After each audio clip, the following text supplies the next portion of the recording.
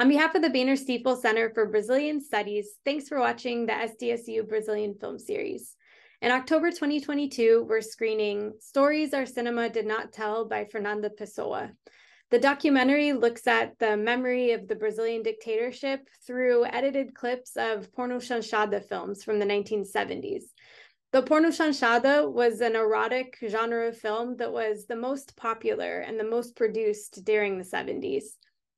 I had a chance to talk to Fernanda about her film and also about her work as a filmmaker during this very important month in Brazilian politics, which is election season.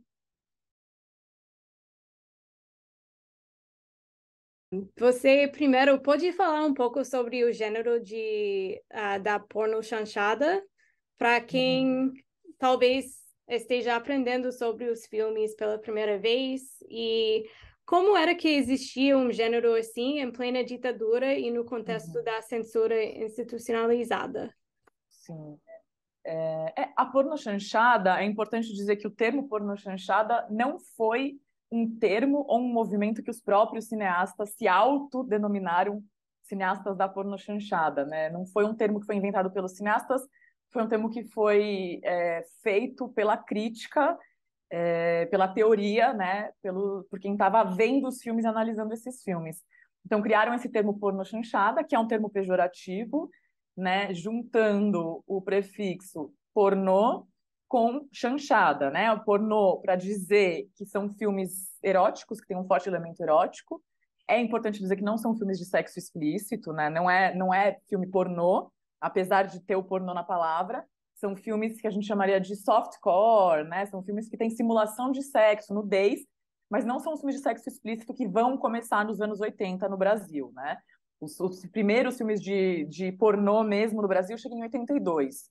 A pornochanchada começa em 69 e, na verdade, acaba quando o pornô entra no Brasil com tudo. E a chanchada, que era um gênero de filmes muito feitos nos anos 50, principalmente da Vera Cruz, filmes que tentavam fazer filmes de gênero, copiando um pouco o gênero norte-americano, assim, né? Então, muitos filmes de musical, comédias. E é assim que a pornochanchada começa. Ela começa principalmente como comédias eróticas, né? Os primeiros filmes que a gente tem em 69 são chanchadas com elementos eróticos. Só que aí, esse elemento erótico, ele dá tão certo, essa mistura de filme de gênero com um elemento erótico dá tão certo, que começam a ter vários subgêneros, né? Então a gente começa a ter pornô western, pornodrama, pornô político, pornô social, pornô terror. Então, todos os filmes que tenham algum elemento erótico e que tenham sido produzidos num contexto específico, né? No eixo Rio-São Paulo, aqui em São Paulo, no que a gente chama de Boca do Lixo, que é uma região perto da Estação da Luz, e lá no Rio, o Beco da Fome, que é perto ali do Cinema Odeon, os filmes que foram produzidos nesse eixo, Rio-São Paulo, com elementos eróticos, todos entraram nesse balaio de gato que chamaram de pornochanchada.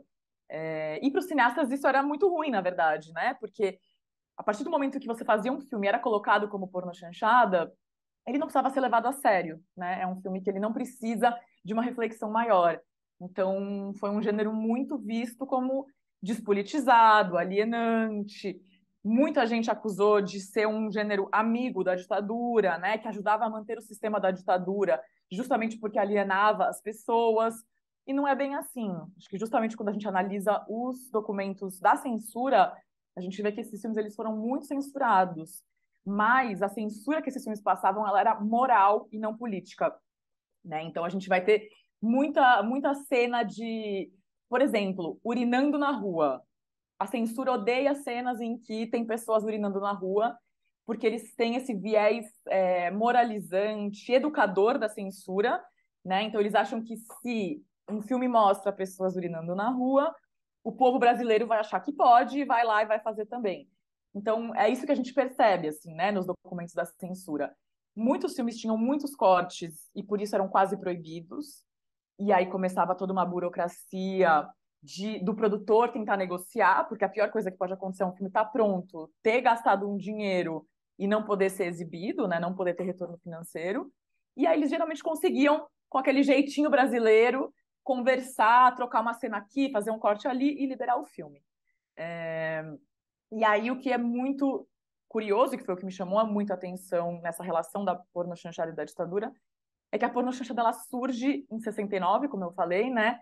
Então, assim, logo no momento em que a ditadura entra no seu período mais duro, né? A gente tem o AI-5 no finalzinho de 68. Então, os filmes de pornochanchada, eles quase nascem junto com esse momento pós-AI-5. No mesmo ano, a gente tem a criação da Embrafilme, que foi a agência de cinema criada naquele momento para divulgar o cinema brasileiro, para dar dinheiro para a distribuição de filmes brasileiros, criada pela junta militar, né? Então é um momento que 3 coisas muito importantes acontecem, né? AI-5, pornochanchada, Embrafilme. E além disso, a pornochanchada, eu sei que tem muitos países onde esse gênero, né, erótico, fez muito sucesso nos anos 70, né? A própria pornochanchada, ela é inspirada no exploitation dos Estados Unidos e nas comédias eróticas em 3 atos da Itália. Mas, ao contrário desses países, esse foi o nosso cinema majoritário desse momento, né? São os filmes mais produzidos e mais exibidos. Se você vê as listas de top 10 filmes mais assistidos de 74, desses 10, 8, 9 são pornochanchada, né? Então, era o nosso cinema majoritário, não é o nosso cinema B, o nosso cinema underground. É o cinemão que passava nas salas de cinema normal. Num primeiro momento, o público era mais abrangente, famílias iam assistir, né? O cinema também era muito mais barato para comprar, então a classe trabalhadora ia em massa assistir esses filmes. Depois, quando o gênero vai ficando cada vez mais específico, mais ousado, né, no final da década de 70, o público vai virando majoritariamente masculino. Mas no começo esses filmes eram vistos por todo mundo, né? Então são filmes que realmente criaram um imaginário assim desse período. São os filmes que estava todo mundo assistindo. Então acho que é isso, assim, a pornochanchada é um termo que ele é difícil também de aplicar, porque tem gente que vai dizer que um filme é pornochanchada, outro não. Os próprios cineastas não gostam do termo, né? Eu escolhi usar o termo porque eu gostaria que a gente ressignificasse um pouco ele, sabe? Eu acho que tentar negar ele, como muita gente faz, né? Não, meu filme não é pornochanchada. Eu acho que não adianta, porque nesse processo de negação acaba reafirmando esse lugar de marginalização do filme, sabe? Então a minha ideia era um pouco tirar, jogar luz na pornochanchada e falar, vamos chamar de pornochanchada, mas vamos ressignificar o que quer dizer a pornochanchada. Acho que foi um pouco esse o processo. Ah, obrigada. É muito interessante. E de onde surgiu a ideia de fazer este filme? E por que você acha tão importante resgatar a memória da ditadura através do cinema? E também eu sou curiosa se você aprendeu alguma coisa sobre a ditadura que só a pornochanchada te ensinou. Uhum. Olha, aprendi muito, com certeza. Eu não vivi a ditadura, né? Eu nasci em 86, então eu nasci já no processo de redemocratização.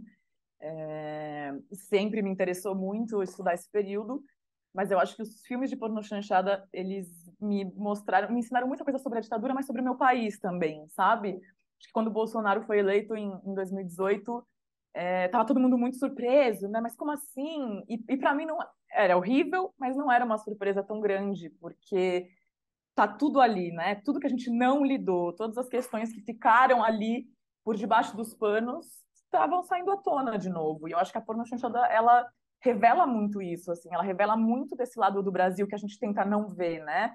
A gente tenta colocar o Brasil como esse país alegre, cordial, mas tem muita coisa que é muito pesada aqui também, né?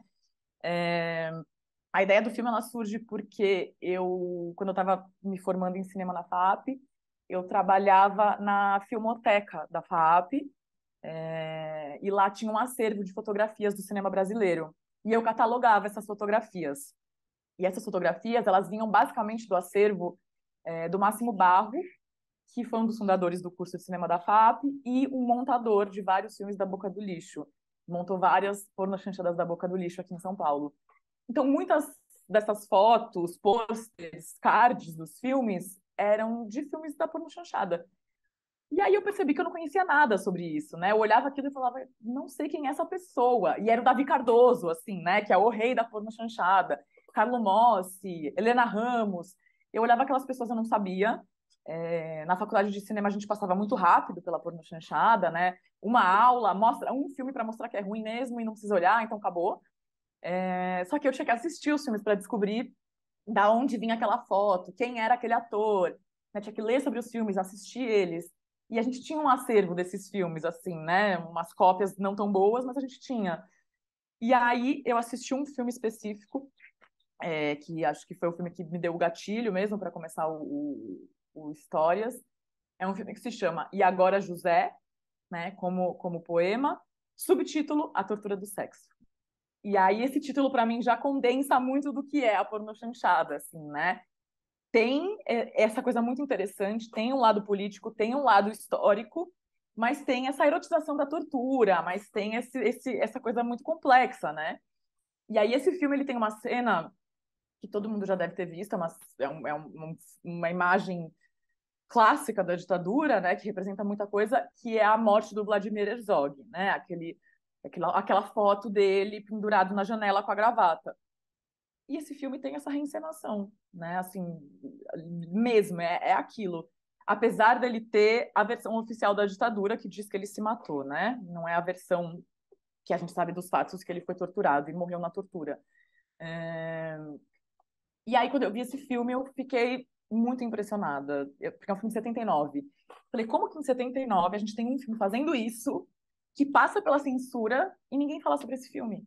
Né? Esse é o primeiro filme que mostra civis sendo torturados por grupos paramilitares. E, no entanto, não é lembrado na história do cinema como tal, né? O filme que é lembrado como o primeiro filme que faz essa denúncia é o Pra Frente Brasil, de 82. E o Pra Frente Brasil foi um filme que foi muito censurado, porque ele era um filme com viés mais político mesmo.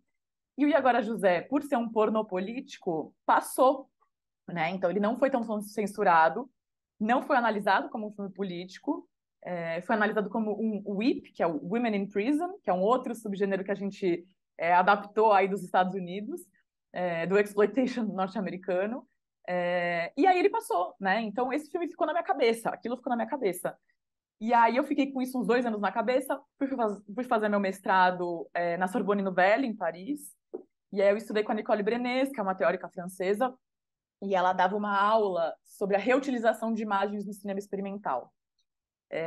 E aí ela mostrou um filme, um curta-metragem, de um norte-americano que chama William E. Jones, que chama A Queda do Comunismo Vista pelo Pornô Gay. E nesse filme tem uma frase que o William E. Jones fala em voz off, que é: mesmo nos lugares mais improváveis, é possível encontrar traços da história recente. E aí essa frase, junto com tudo que eu já tinha de conhecimento da pornochanchada, junto com esse incômodo que o E Agora José tinha me provocado, fez com que eu pensasse, é isso. Mesmo no lugar, no cinema mais, né, que a gente considera mais despolitizado, mais alienante, é possível encontrar esses traços de história. E aí eu comecei a rever esses filmes com esse olhar, né, esse olhar histórico mesmo. E aí assisti aos filmes fazendo fichamento deles, com uma folha de papel, mesmo um caderninho, anotando tudo que eles tinham, assim. Então, um termo muito específico que revelava a era de Aquários no Brasil, né?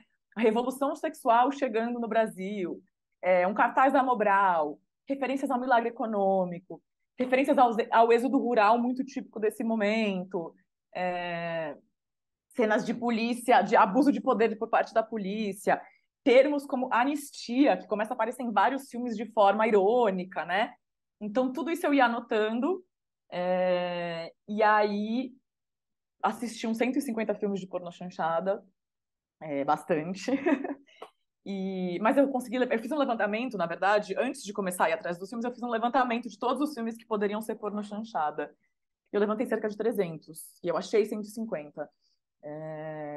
Hoje acho que na pirataria tal saiu um pouco mais, né? Dá para achar mais, mas naquela época que eu estava fazendo o filme de 2012 a 2017, eu achei esses. E depois que eu fiz esses fichamentos, eu escolhi uns 30 que me pareciam ter mais elementos para eu trabalhar. E aí comecei a montar eles, né? A partir desses fichamentos que eu tinha. Aí, paralelamente a isso, eu fui estudando a ditadura, né? Assim, porque eu precisava entender. Ah, esse filme de 77 que está citando o divórcio. Por que que ele está citando o divórcio? Ah, porque a lei do divórcio passou agora, acabou de passar. Então eles estão comentando uma coisa que acabou de sair, né? Aparece no jornal até, assim, alguns filmes. Então eu fui pesquisar para entender, para ter mais recursos para entender o que aqueles filmes estavam me contando. Mas a ideia sempre foi que os filmes me contassem a história e não que eu impusesse o meu conhecimento sobre os filmes, né? Então eu queria que a pornochanchada falasse por si só. E aí através da montagem que a pornochanchada falasse, né? Então aí eu chamei um montador que não tinha assistido todos os filmes, que não estava tão imerso na pesquisa, e aí esse montador, com esse olhar um pouco mais de fora, conseguia me ajudar a fazer as pornochanchadas falarem por si só, né? Assim, eu falava, eu queria que a gente fizesse essa analogia que aparece muito nos filmes da pornochanchada entre o corpo da mulher e o milagre econômico, né? Isso aparece muito. A primeira parte inteira do Histórias é sobre isso. E isso foram os filmes que me contaram, né? Depois de ver 150 filmes, eu falei, tá, esse é um discurso da pornochanchada. Como eu faço para, na montagem, isso ficar muito forte e a gente entender isso de forma muito clara, né? Esse foi o papel da montagem. É... Mas a verdade é que os filmes me ensinaram muito. Eu quase que sinto que eu vivi esse momento, assim, através da pornochanchada, sabe? Eu sinto que eu entendo muito mais sobre esse momento, sobre como era a vida das pessoas, né? Não tanto um saber teórico, histórico, mas como era a vida, como se era sair na rua, como era, o que que acontecia, o que que as pessoas conversavam no bar, né? Dá pra gente ter uma percepção do que estava acontecendo ali, e que para mim é muito rico, assim, é uma coisa que acho que só o cinema consegue fazer, né? Lendo sobre a ditadura é uma coisa, né? Acho que assim tem muitos relatos da ditadura também que focam muito na questão da tortura, que é super importante.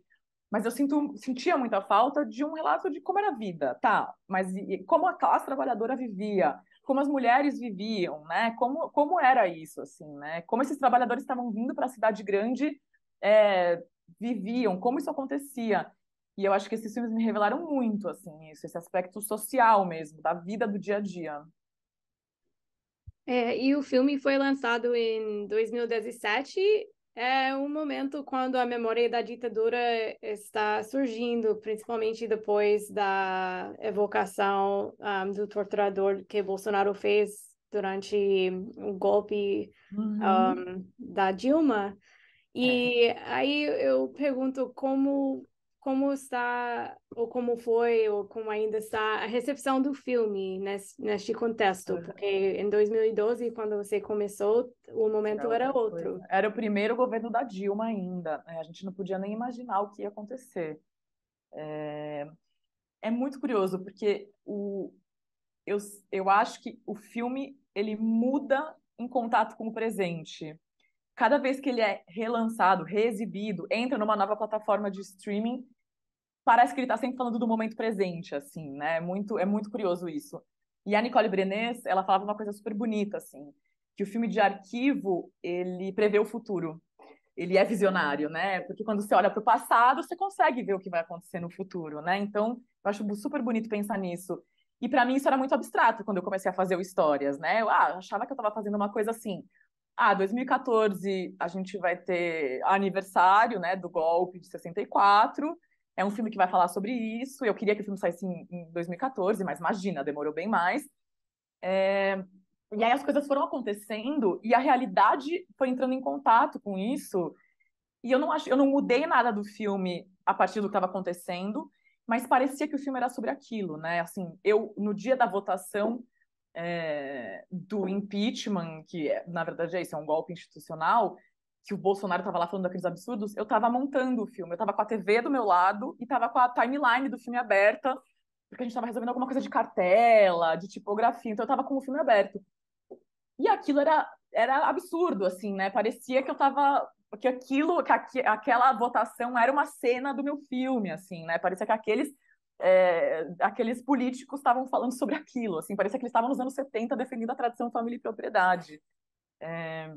E aí o filme sai em 2017 e parece que ele fala sobre o golpe, né? Eu lembro que eu passei o filme no festival na Grécia e um crítico italiano veio conversar comigo e ele falou: o seu presidente, que na época era o Temer, poderia ser um personagem de porno chanchada. Aí eu falei, poderia. Mas assim, os políticos italianos também, né? Poderiam ser personagens de porno chanchada.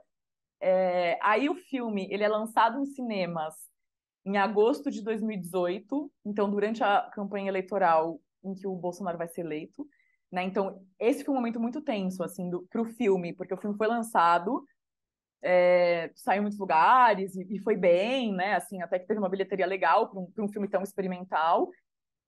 Mas as pessoas achavam que aquilo era muito próximo da realidade, né? Assim, os discursos misóginos e homofóbicos e racistas que aparecem nos filmes, pareciam que eles falavam do Bolsonaro, né? Parecia que era a gênese do Bolsonaro ali. Aí o filme saiu na Netflix em janeiro de 2019, então no momento em que o Bolsonaro entra no poder. Então aí parecia que o filme era sobre o Bolsonaro no poder, né? Parecia que ele estava falando sobre aquilo, ele parecia que ele era um comentário sobre aquilo. E agora que a gente acha que estamos prestes a ver o fim do governo Bolsonaro, ele vai entrar na Globoplay, né? Então agora ele vai ter uma nova vida, que é encontrar um outro público. E aí eu espero que ele comece a parecer que ele já fala de um passado, assim, né? Começa a falar de coisas que a gente está resolvendo e lidando e que espero que comecem a ficar no passado mesmo, né? Que a gente consiga lidar com essa memória e deixar essas coisas todas para trás.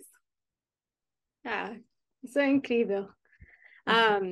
Eu tenho uma pergunta um pouco diferente. Eu tive o prazer de assistir um outro filme seu que é mais recente, que se chama Vai e Vem. É um filme que você fez com a Chica Barbosa, mas neste filme eu vi que você trabalha com campanhas eleitorais Sim. e queria saber se você está trabalhando nisso agora e se você pode falar sobre a sua experiência como cineasta durante essa temporada eleitoral. Sim, em 2020 eu trabalhei na campanha eleitoral das Juntas, né, era um grupo coletivo de mulheres negras da base do MTST, né, que é o Movimento dos Trabalhadores Sem Teto, que é o maior movimento social urbano da América Latina, e eu faço parte, né, assim, eu faço parte da militância do MTST, eu faço parte do setor de comunicação. E aí eu fiz isso e foi muito, para mim foi muito bom, porque a gente estava no meio da pandemia com o Bolsonaro e acho que foi uma forma de fazer uma coisa muito efetiva, né? Assim, não ficar em casa pirando, né? Acho que muita gente ficou muito mal, assim, com tudo que estava acontecendo, se sentindo muito impotente. E para mim foi uma forma de tomar ação e realmente estar lá e tentar fazer uma diferença, né? E aí esse ano mas foi uma experiência difícil também, né? Foi durante a Covid, eu fiquei 5 meses fazendo a campanha, enquanto estava lançando um filme, enquanto estava finalizando o curta que veio antes do Vai e Vem, que tem um curta, né? O Igual, Diferente, Ambas, Nenhuma, que são as 4 primeiras cartas, tem esse curta que passou no IDFA, estava finalizando, foi uma loucura na minha vida, assim. E aí eu falei, não, nunca mais quero fazer campanha política, vou fazer vou continuar na militância do MTST. Nessa campanha eu queria só panfletar, militar, mas aí eu, né, acabei entrando na campanha do Boulos, acabei fazendo vídeos para a campanha do Boulos, né, do Guilherme Boulos, que foi o deputado federal mais votado do estado de São Paulo. Foi a primeira vez que a gente teve um deputado federal de esquerda com mais de 600 mil votos, então foi realmente impressionante. Ele foi mais votado que o Eduardo Bolsonaro, que a Carla Zambelli, que o Kim Kataguiri, né, com todas essas figuras dessa direita horrível que surgiu aí pós-golpe. Então, foi muito bom ter feito parte disso. Assim, eu fiquei muito feliz de poder fazer parte. Mais uma vez, foi poder tomar uma ação frente a isso, né? E é uma linguagem totalmente diferente, né? Muito fazer vídeo para internet, vídeo de 1 minuto e meio, né? Pegar uma fala de 14 minutos e picotar e transformar aquilo numa linguagem de internet muito dinâmica. Então, tem esse aprendizado, assim, também, que serve para o cinema, assim, né? De entender o que é o essencial, né? De ter que trabalhar muito rápido, porque os vídeos têm que sair muito rápido, não tem esse tempo todo que o cinema tem, né? Eu não tenho 5 anos para ficar trabalhando como eu fiz no Histórias, né? Chega para mim, eu preciso fazer no dia ou pro dia seguinte. Então, acho que me ensina um pouco isso, assim, também, trabalhar em campanha política. Aí agora, nesse segundo turno, como o Boulos foi eleito no primeiro turno, no segundo turno eu voltei para essa militância mais dentro do MTST, ajudando a fazer algumas coisas. e tentando fazer o que está todo mundo fazendo, né? Conversar com pessoas, virar voto, conversar, combater fake news, né? Ficar enxugando o gelo de combater as fake news do governo Bolsonaro. É um pouco isso, mas é uma coisa que eu gosto de fazer, assim, porque eu sinto que não é uma coisa que vai contra os meus princípios, né? Eu acho complicado, assim, isso de, eu faço um filme que é super de esquerda, super politizado, e depois eu vou lá e ajudo a eleger um cara de direita, né? Isso não faria o menor sentido para mim, né? Quase que anula uma coisa com a outra. Então, acho que tem a ver com tentar ter essa consistência também, né? Na minha vida mesmo. E tem mais alguma coisa que você gostaria de dividir com alunos daqui sobre o filme ou sobre ser cineasta ou qualquer coisa que você acha importante neste momento? Tem várias coisas. Eu acho que uma coisa que é legal falar do Histórias é que quando eu fiz a pesquisa, foi muito difícil encontrar os filmes, né? Os filmes, eles estão por aí.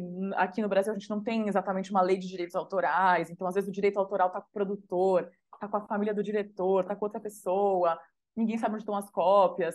Então, a gente tem um problema também com a memória do audiovisual, né? Não só com a memória da ditadura, que é algo que a gente não lida, mas a nossa memória cultural, ela não é preservada, né? Não é algo que a gente valoriza.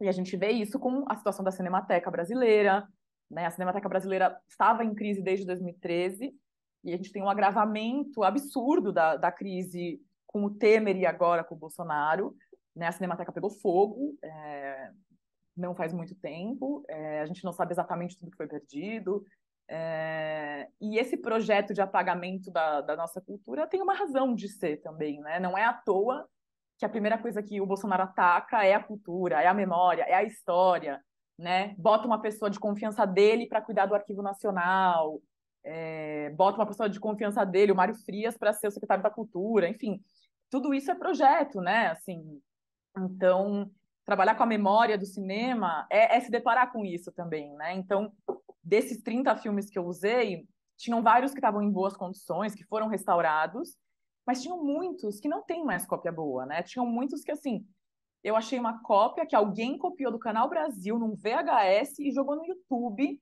num MP4 em super baixa qualidade. E aí eu tive que tomar essa decisão, né, num momento, assim, eu vou deixar os filmes que estão em péssima qualidade, eu vou usar só os que estão em boa qualidade. E eu decidi deixar, porque eu acho que isso é um testemunho também, né? Acho que é muito importante a gente ver a diferença de qualidade, a gente vê que tem filmes que só existem em qualidades péssimas, que não foram preservados, né? Acho que isso é um dado também. Então, por isso que quando você assiste o filme, você vê que tem muitas texturas diferentes, tem várias coisas, filmes super saturados, filmes que já estão desbotados, né? Filmes é isso, 360 de qualidade, assim, tem um monte de diferença. Então, isso eu acho que é um dado importante, né? Assim, da gente pensar que os governos, eles também acabam determinando como a gente vê o passado. E isso é muito perigoso, né? Porque a gente tem agora o Bolsonaro que quer recontar a história do Brasil, né? Ele quer dizer que o Ustra é um herói, ele quer dizer que o golpe de 64 foi uma revolução. E aí, quando ele está no poder, ele tem as ferramentas para isso, né? E eu acho que preservar a memória do cinema é uma forma de lutar contra essas narrativas também, né? De preservar o que é, de fato, a memória histórica, política do nosso país. Então, acho que isso é uma coisa importante, assim, agora que a gente está à beira do segundo turno, é isso. A importância do Bolsonaro não ser reeleito está aí também, né? O mal que ele faz não está só no presente e no futuro. O mal que ele faz está também no que a gente vai conhecer como passado, né? Porque tem coisas que você destrói que não volta, né? Você bota fogo, pega fogo numa cinemateca, tem suportes ali que são perdidos para sempre, tem documentos ali que são perdidos para sempre, né? Testemunhos de uma história que são perdidos. Então, acho que é isso, assim, também, né? O perigo do Bolsonaro é esse também. Não é só que a produção de cinema vai ficar parada, mas é também a destruição que ele pode fazer de tudo que está ali e que não tem volta. Acho que tinha várias coisas para falar, mas acho que esse é o recado principal, assim, nesse momento especificamente. Obrigada. Sim, é uma mensagem muito importante. Eu acho que ainda não entendemos todas as sequelas que acontecerão por causa do bolsonarismo em vários campos, mas também no campo de cultura. Exato. Então, muito obrigada por falar com a gente, por toda essa informação sobre o filme, sobre a indústria de cultura no Brasil e sobre a sua trajetória. Obrigada a você pelo convite, um prazer.